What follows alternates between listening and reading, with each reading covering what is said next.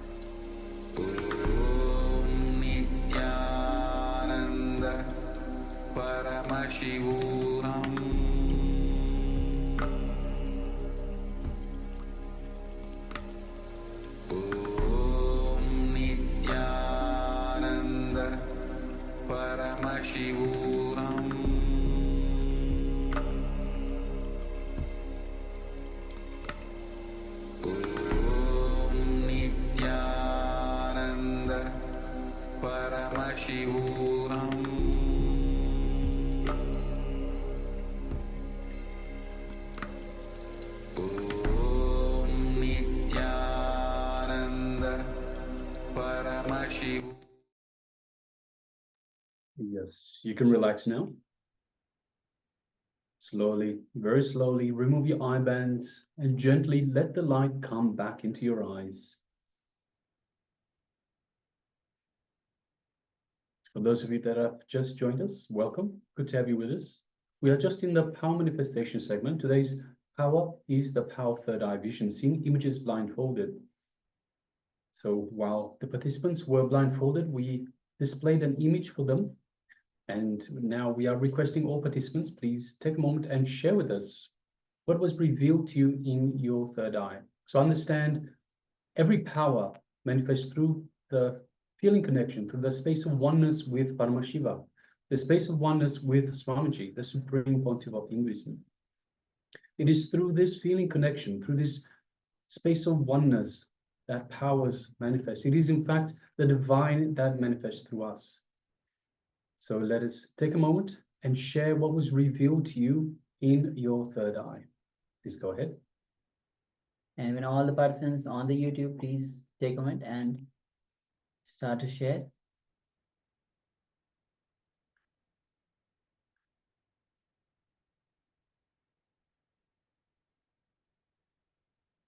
Ma Carolina, Ma Parvam Sarupini, Ma Vida, Ma Yang Huilan, Yuan, Kevin. Please go ahead and take a moment and share.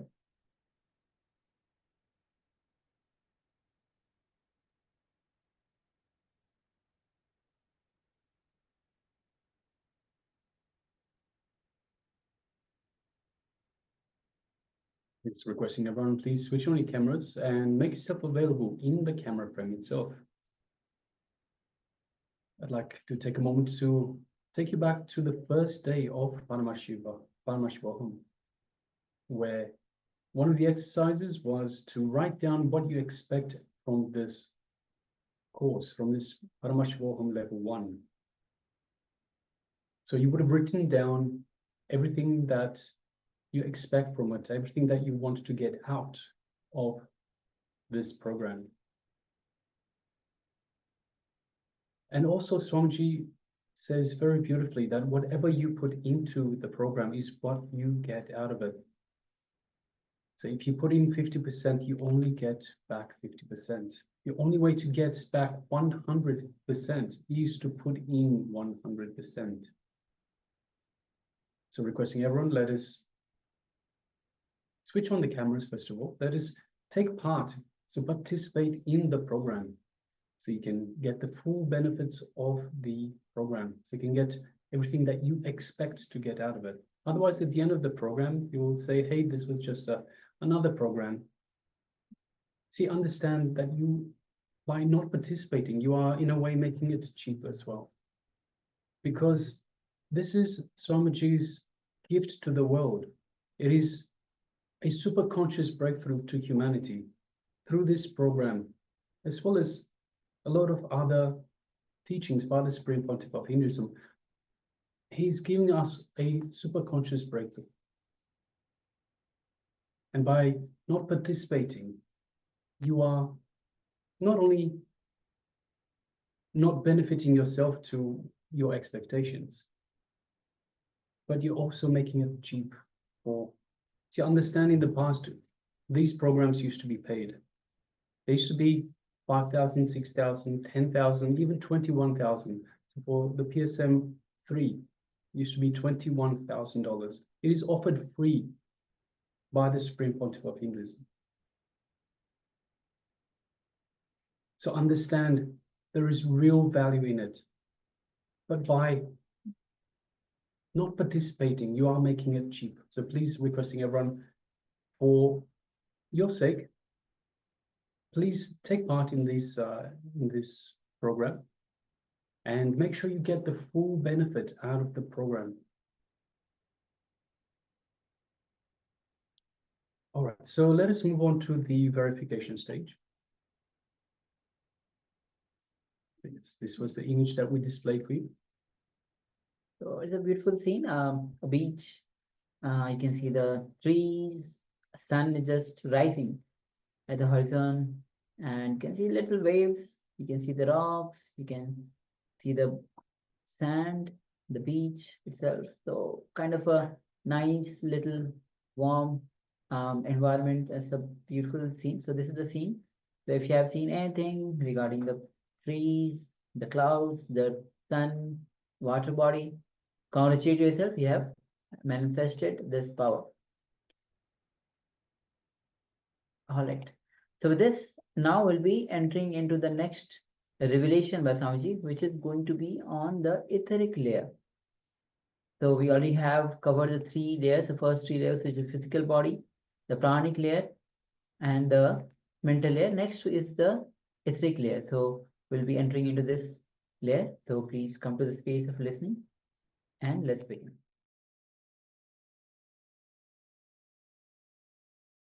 When your ego is hurt, when somebody is not respecting you, or when somebody is not treating you as you want, emotional pain means you have trusted somebody and he cheated you. That is emotional pain. A close family circle or a near and dear one, if he cheats you, if he disrespects your trust or love, that is called emotional pain. All these 3 pain memories are recorded in this etheric body. The big problem is these pains are they are not just staying, they go on reproducing and they attract the same kind of people in your life.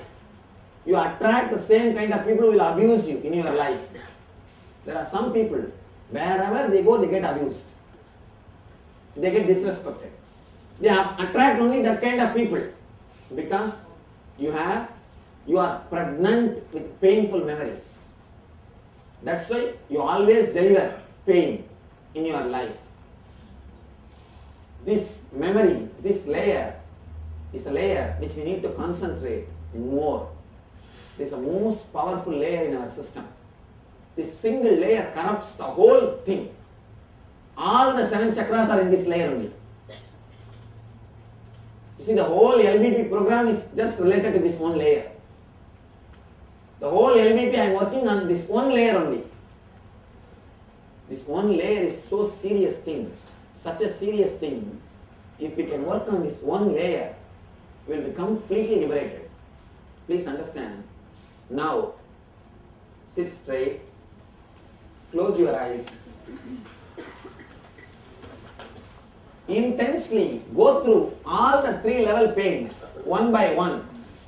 If you had a back pain at some time of your life, get that, visualize, experience same intense pain again. Don't worry that will it come back or not. Don't bother about all those things. It will never come back. Consciously relive, going to that same pain, all the pains which you experienced, going to that same pains consciously.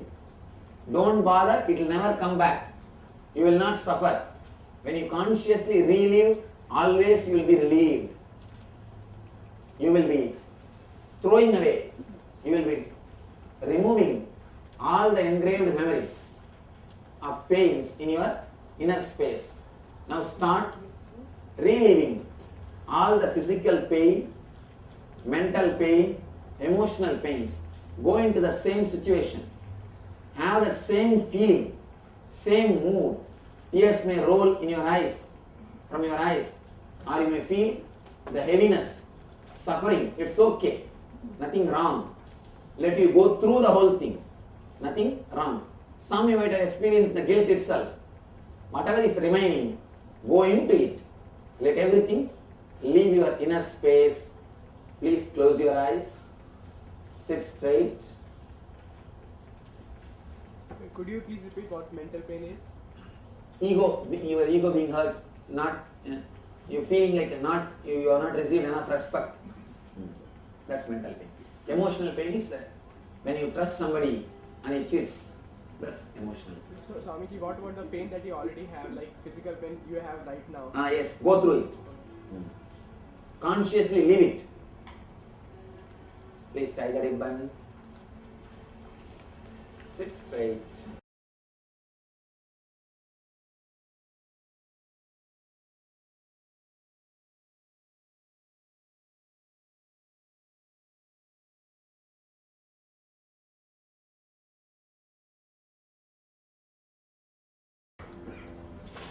Tiger ribbon.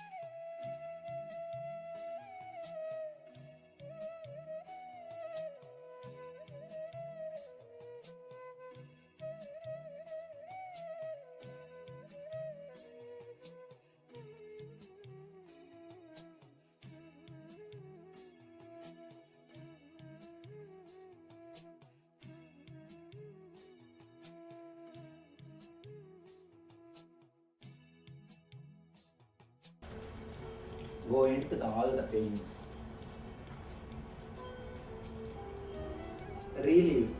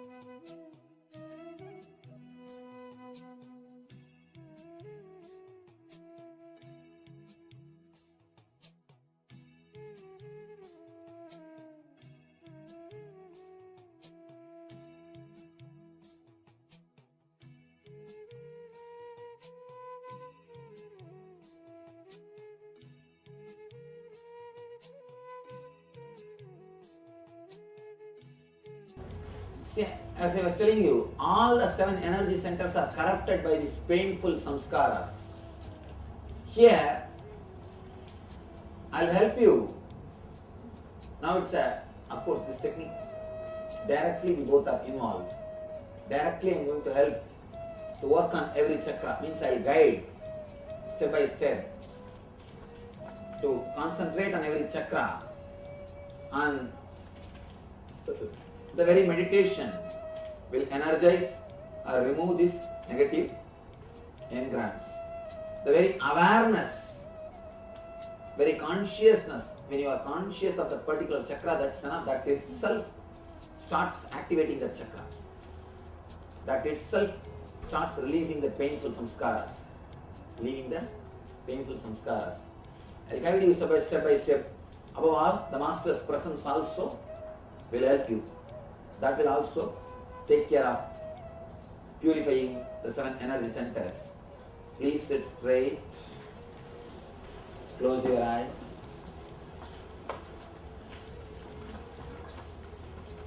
Tie the ribbon.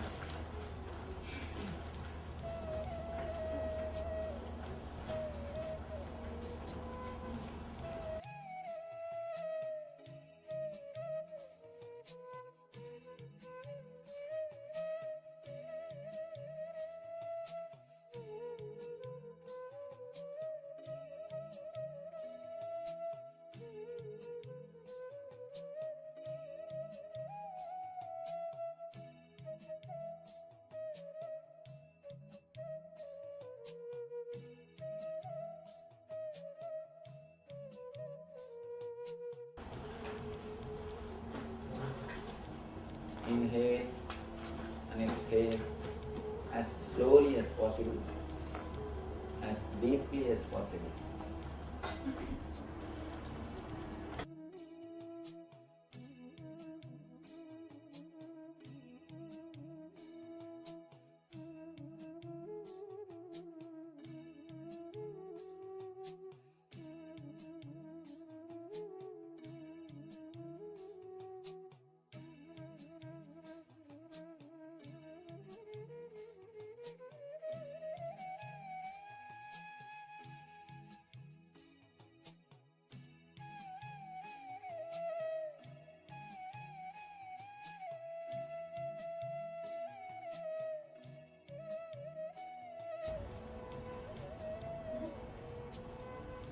Inhale and exhale as slowly as possible, as deeply as possible.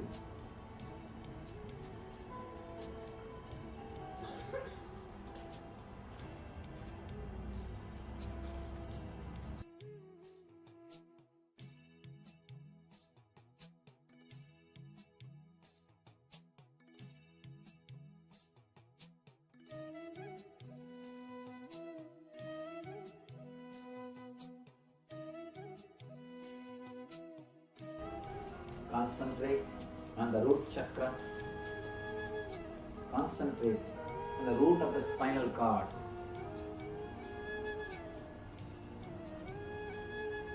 Feel the root of the spinal cord is vibrating with your awareness and consciousness.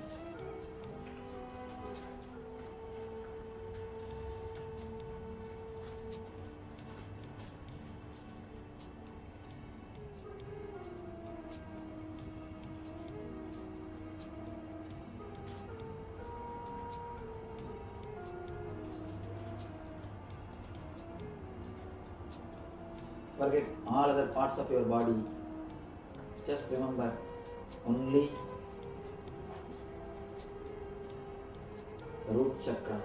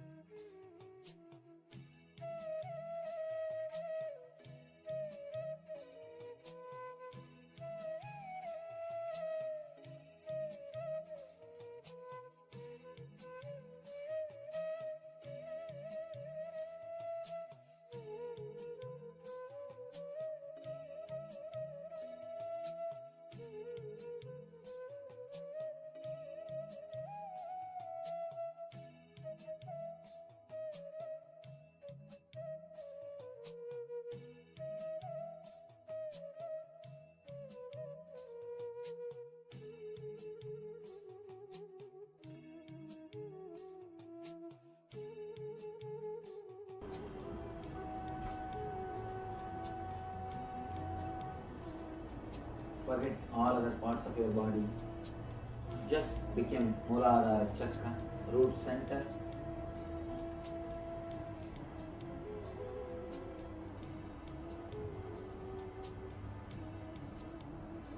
Let your root center be energized. Let your root center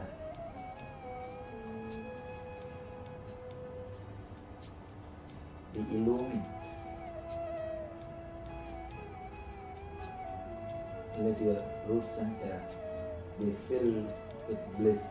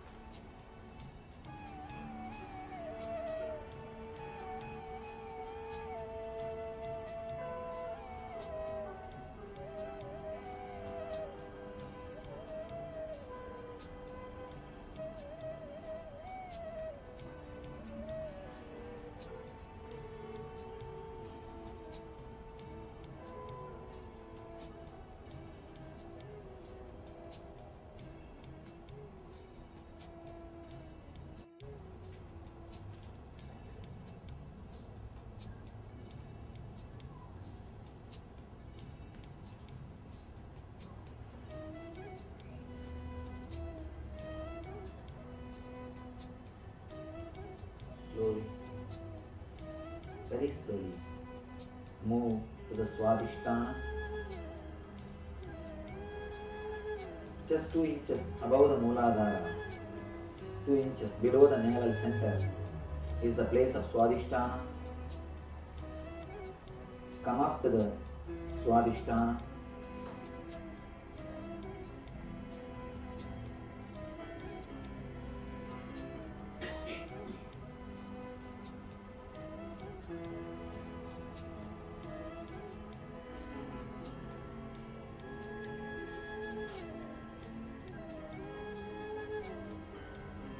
Concentrate on Swadhisthana.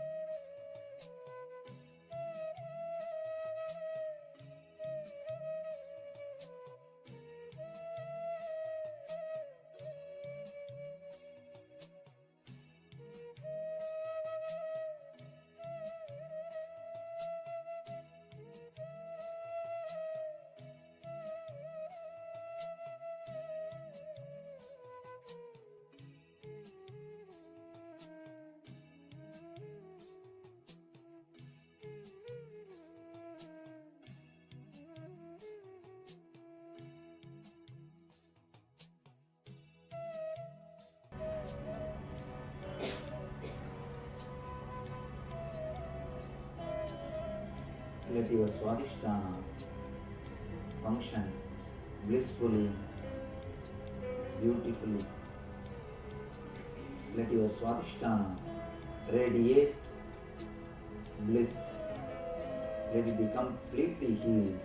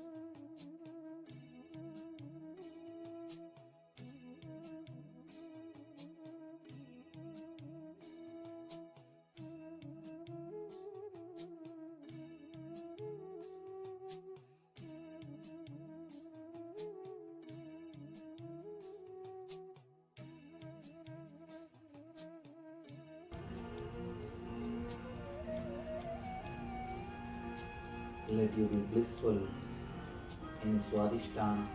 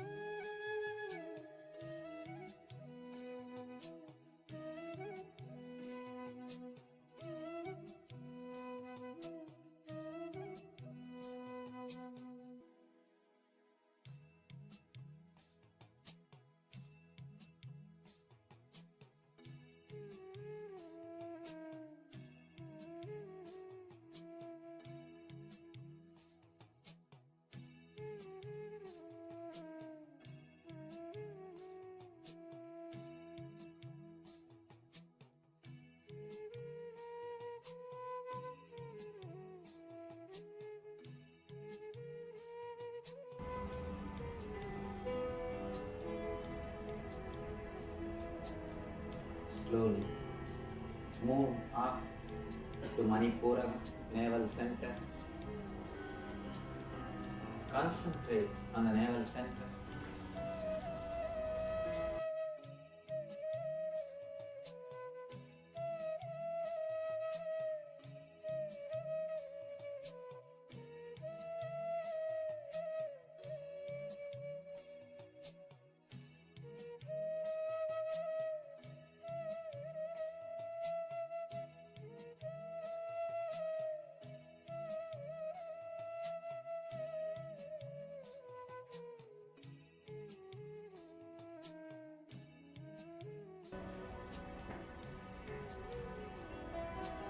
Let your navel center be filled with bliss.